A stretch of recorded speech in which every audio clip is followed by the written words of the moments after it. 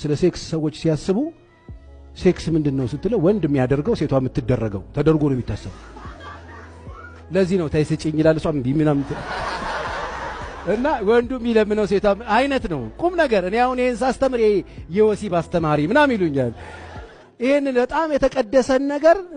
ነውር አድርገው የሚያስቡ ሰዎች አሉና ትዳር ውስጥ ያለ ወሲብ የወንድም የሴትም ነው እደግመዋለሁ የወንድ አይደለም ወሲብ የወንድ ሴቷ ታይገን የምትባለው አንዱ እሱ ነው እኔ አሁን ላስተምር አልችልም እሱን ዛሬ ያላነሳውበት ምክንያት አለኝ ከነካውት ብዙ ቦታ ስለምንሄድ ስለዚህ አንዱ እሱ ነው የወሲብ አለመጣጣም ይሉታል ይላችሁ የወሲብ አለመጣጣም የሚባል ነገር የሚፈጥረው ቢፎር ሜሬጅ ከተለያዩ ሴቶች ጋር የምትተኛ ከሆነ ቢፎር ሜሬጅ ከተለያዩ ወንዶች ጋር የምትተኙ ከሆነ ማት አይነት ነው ቀምሳችሁ የምትበጡት ምን ይባላል እሱ ኡፋ ይባላል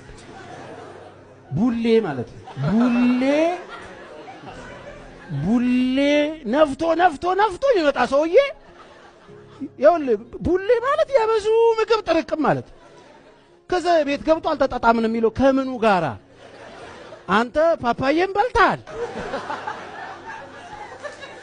አይደል እንዴ ላዛኛውንም በልታል የሚበራውንም ነገር ሁሉ በልተን የመጣው እና እሱንና ውፋን ሲያመሳስል አይመጣለት ስለዚህ በተቻለ መጠን ንጽህናችሁን ጠብቃችሁ የምትኖሩ ሰዎች ፋራ አይደላችሁ ፋራ እንዳልባል ብለው የሰጡ ብዙ ሰዎች አሉ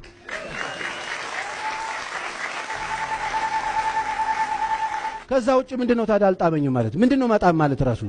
ሲጀመር ጣመኝ አልጣመኝ የሚባል ነገር ነው ወይ ጉዳዩ እኮ አርት ነው እኮ በቃ አርት ነው ለቤተሰብ ለትዳር የተሰጠ አርት ነው